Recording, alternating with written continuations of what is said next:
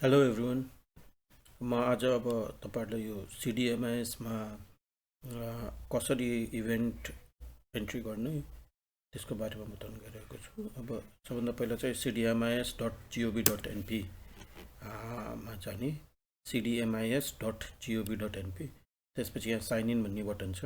Sign in भन्ने बटनमा गएर हजुरको जुन युजरनेम एन्ड पासवर्ड हुन्छ त्यो युजरनेम एन्ड पासवर्डबाट लगइन गर्ने। युजरनेमबाट पासवर्डबाट लगइन गरिसकेपछि तपाईँले यहाँ ड्यासबोर्डमा हेर्न सक्नुहुन्छ कि ड्यासबोर्डमा कतिवटा इभेन्ट प्लान थियो त्यो डिटेल्सहरू यसमा देखाउँछ। अरू रिपोर्ट्सहरू पनि यहाँ देख्न सक्नुहुन्छ। डाटा एन्ट्री गरेको आधारमा यहाँ चाहिँ रिपोर्ट जेनेरेट हुन्छ। अब सिडिएमआइएसको प्रोसेस हेर्दाखेरि सबभन्दा पहिला के गर्नुपर्छ भने यसमा हामीले इभेन्ट प्लान गर्नुपर्छ। अनि त्यो प्लान गरेको इभेन्टलाई हामीले एक्जिक्युट गरेर त्यसमा पार्टिसिपेन्ट्सहरू एड गर्नुपर्ने हुन्छ हैन। अब त्यसैको लागि मैले सबभन्दा पहिला हाम्रो यहाँ यो ड्यासबोर्ड पछि सेकेन्डमा हेर्नुहुन्छ प्लानिङ भन्ने बटन छ। प्लानिङ भन्ने बटनमा गयो, यहाँनिर चाहिँ हामीले इभेन्ट प्लान गर्ने हो। इभेन्ट प्लान गर्नलाई सबभन्दा पहिला यो एड न्यू प्लान भन्ने जुन बटन छ, एड न्यू प्लान बटनमा क्लिक गर्ने। यहाँ इभेन्टको टाइटल हामीले नेपालीमा र इङ्ग्लिसमा राख्ने। जस्तो यहाँ हेर्न सक्नुहुन्छ, मैले मध्य प्रदेश सरकारको वित्तीय सुशासन जोखिम मूल्याङ्कन कार्यविधि 2080 सम्बन्धी अन्तर्क्रिया तथा अभिमुखीकरण कार्यक्रम orientation and interaction on Madhesh province fiduciary risk assessment भनेर यसरी राखेँ। यो केसँग रिलेटेड हो भन्ने हामीले त्यसमा टिक लाउनु पर्ने हुन्छ हैन। कुन यो जुन ट्रेनिङ छ या इभेन्ट छ या जे छ त्यो चाहिँ कुन यो थीमेटिक एरियामा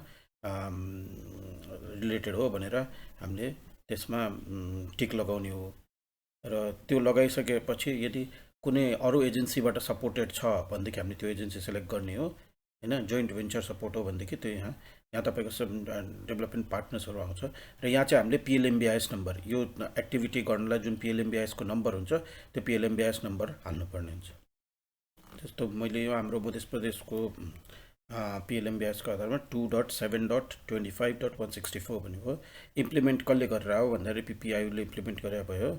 अब यो पर्टिकुलर तालिममा जेसीको कन्टेन्ट छ कि छैन भन्ने कुरामा यस नो लगाउनु पर्यो, कुन प्रोभिन्समा भनेर भयो। अब माइलस्टोन, यो कतिवटा इभेन्ट गर्ने हामीले प्लान गरेका थियौँ भन्दाखेरि जम्मा एउटा। र के माइलस्टोन एक्सप्लेनेसन के हो भन्दाखेरि ओरिएन्टेसन इभेन्ट तपाईँको अब जस्तो यहाँ हामीले जति हाल्छौँ त्यसको आधारमा तल आउँदै गर्छ। जस्तो यहाँ मैले 4 हालेँ भनेदेखि तल 3 हाल्यो भनेदेखि यहाँ तल 3टा आयो। त्यस्तै मैले हाम्रो चाहिँ 1 मात्रै भएको भएर 1 हालेँ।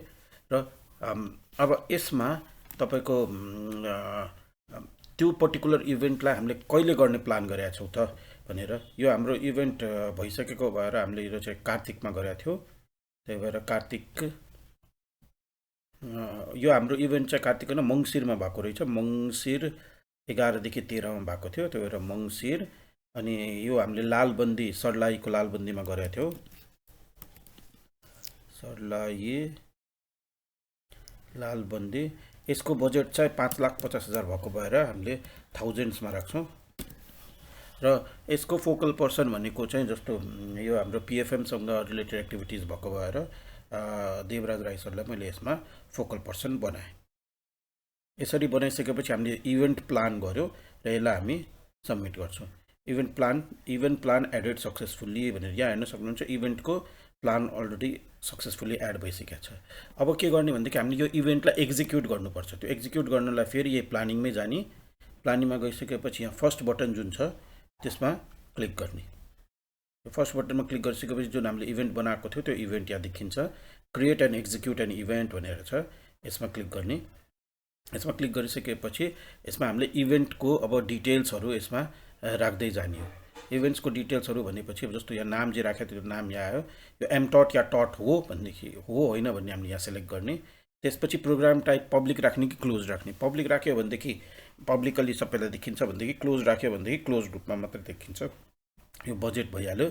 इभेन्टको केही डिस्क्रिप्सन छ भनेदेखि हामीले त्यो यहाँ चाहिँ त्यो इभेन्ट के को लागि हो, कस्तो हो, के हो भनेर चाहिँ हामीले डिस्क्रिप्सन राखिदिनु पर्ने हुन्छ।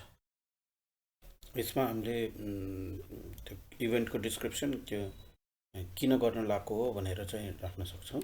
र अरू केही डिस्क्रिप्सन छ भने त्यो पनि राख्न सक्छौँ यसमा।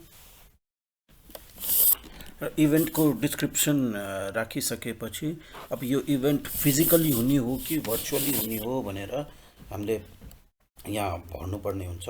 र यो हाम्रो इभेन्ट फिजिकली नै भएको भएर फिजिकली र भेन्यू कहाँ भन्दाखेरि युनाइटेड होटल दालबन्दीमा भएको भएर मैले त्यही हिसाबले यसमा लेखेँ युएनआइटी युनाइटेड होटल दालबन्दी। यदि भर्चुअल भएको थियो भने यहाँ भर्चुअलमा टिक लगाएर त्यसको लिङ्क राखिदिँदा हुन्छ।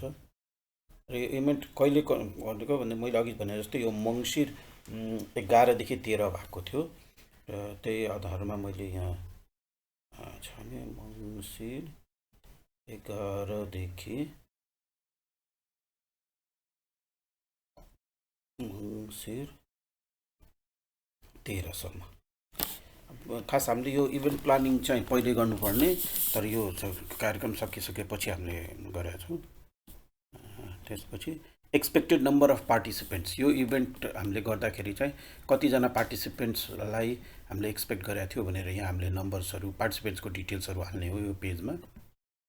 यो 3 दिनको कार्यक्रम भएको भएर पहिलो र दोस्रो दिन 54 र तेस्रो दिन 36 गरेर जम्मा 90 जना पार्टिसिपेन्ट्स यसमा अनुमानित गरेको थियो एक्सपेक्टेड।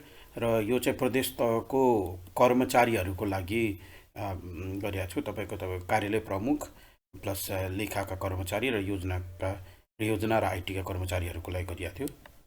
अनि यसमा अरू केही छ स्थानीय तहको या कसैको लागि पनि हामीले गरेको छ भने त्यो गर्न सक्यो। यसरी यो टिक लगाएपछि यसमा हामीले अगाडि बढ्ने हो। अब प्रदेश लेभलमा हाम्रो मधेस प्रदेशको सबै मन्त्रालयहरूको लागि भएको भएर हामीले प्रोभिन्स लेभल मधेस भनेर टिक लगायौँ र यसलाई हामी सबमिट गर्यौँ। यसरी सबमिट गरिसकेपछि हाम्रो यो इभेन्ट चाहिँ क्रिएट भयो। अब हेर्न सक्नुहुन्छ सबभन्दा पहिला हामीले इभेन्ट प्लान गर्यो र त्यसपछि त्यो इभेन्टलाई एक्जिक्युट गर्यो। अब इभेन्ट एक्जिक्युट गरिसकेपछि यहाँ हामीले कुन थीमेटिक एरियामा हो भनेर हेर्न सक्छौँ। त्यसपछि तपाईँको यो केही एडिट गर्नु पर्यो भनेदेखि इभेन्टलाई एडिट गर्न सक्नुभयो। यदि मिस्टेकनली एड गर्यो या इभेन्ट एड गरिसक्यो तर भएन भनेदेखि चाहिँ हामी यसलाई सस्पेन्ड पनि गर्न सक्छौँ। अब इभेन्ट एड गरिसकेपछि हामी चाहिँ त्यो इभेन्टको डिटेल्स एड गर्न जाने।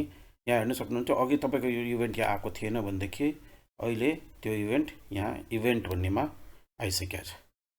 अब यसमा हामीले गएर तपाईँको यो जुन एक्सन बटन छ, एक्सन बटन यो फर्स्ट भनेको चाहिँ एक्सन बटन भयो। यसमा चाहिँ थीमेटिक एरिया हेर्ने र यसमा चाहिँ पार्टिसिपेन्ट्स एड गर्ने भनेर भयो होइन। हामी यो बटनमा गएर क्लिक गर्ने। यसमा गएर क्लिक गरिसकेपछि त्यो तपाईँको विवरणहरू जति थियो त्यो सबै यसमा आउँछ। थीमेटिक एरिया के थियो, टार्गेटेड के थियो, पार्टिसिपेन्ट्सहरू हामीले अहिले एड नगरिसकेका भएर तपाईँको यसमा देखिँदैन। त्यसपछि नेक्स्ट हामी पार्टिसिपेन्ट्समा जाने। पार्टिसिपेन्ट्समा चाहिँ हामीले अब यसमा पार्टिसिपेन्ट्सहरू एड गर्नुपर्ने हुन्छ। अब हामी यो इभेन्टमा पार्टिसिपेन्ट्सहरू एड गर्न गइरहेको छौँ। पार्टिसिपेन्ट्स एड गर्नलाई हामीलाई दुईवटा अप्सन छ, एउटा क्विक युजर र इनरोल पार्टिसिपेन्ट्स भन्ने। यदि तपाईँको पार्टिसिपेन्ट्स जो छ त्यो अलरेडी CDMISमा लगइन रेजिस्टर भइसक्नु भएको छ भनेदेखि हामी एनरोल पार्टिसिपेन्टबाट जाने। यदि छैन भनेदेखि चाहिँ क्विक युजरबाट जाने। फर इक्जाम्पल जस्तो म अहिले हजुरहरूलाई यहाँ देखाइदिन्छु। जस्तो मानिलिनु कुनै युजरको अलरेडी छ भनेदेखि जस्तो म यहाँ एनरोल पार्टिसिपेन्टमा गइसकेपछि यहाँ तपाईँलाई तल नामहरू देखाउँछन् जुन अलरेडी त्यो ट्रेनिङ के अरे CDMIS सिस्टममा इनरोल्ड हुनुहुन्छ। जस्तो मैले यहाँ सर्च गरेँ देवराज राई भनेपछि यहाँ टिक लगायो भनेदेखि यो एनरोल हुन्छ होइन। तपाईँको क्विक युजरबाट गर्नु पर्यो भनेदेखि त्यो मानिलिनु तपाईँको अब जस्तो हाम्रो कुनै गर्यो भनेदेखि आएन भने जस्तो आएन भनेदेखि चाहिँ हामीले यहाँ क्विक युजर भन्ने जुन बटन छ क्विक युजर भन्ने बटनबाट हामीले एड गर्न सक्छौँ। त्यस्तै रिसोर्स पर्सनको प्रोग्राम पनि त्यस्तै भयो। अब म यहाँ पार्टिसिपेन्ट एउटा हजुरहरूलाई क्विक युजरबाट एड गरेर देखाइदिँदैछु। जस्तो यहाँ क्विक पार्टिसिपेन्ट एड गर्ने चाहिँ यसरी तपाईँको सिस्टम बनाइएको छ। अब जस्तो हाम्रो यो पार्टिसिपेन्ट्स लिस्ट भयो। जस्तो यहाँ रञ्जित कुमार यादव भन्ने हुनुहुन्छ बारागढी नगरपालिकाको। अब मैले यहाँ इङ्ग्लिसमा उहाँको फुल नेम लेखेँ रञ्जित कुमार यादव। त्यस्तै नेपालीमा पनि फुल नेम लेख्नुपर्ने हुन्छ। रञ्जित कुमार।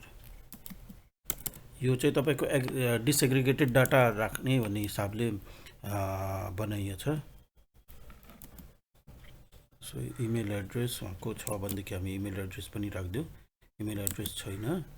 त्यसपछि फोन नम्बर छ।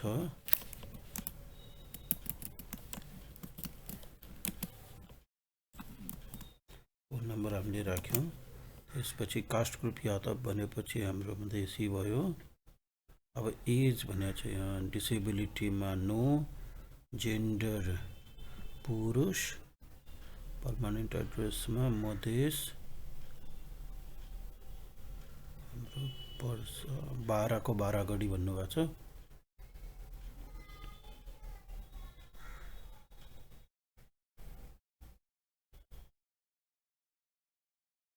स्टाफ क्याटेगोरीमा कर्मचारी, गभर्नेन्स लेभलमा स्थानीय, पार्टिसिपेन्ट क्याटेगोरीमा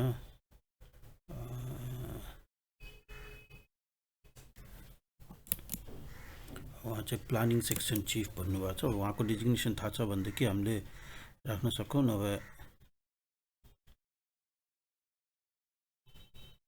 अफिस डिटेल्समा हामीले राखिदिनु पर्ने भयो।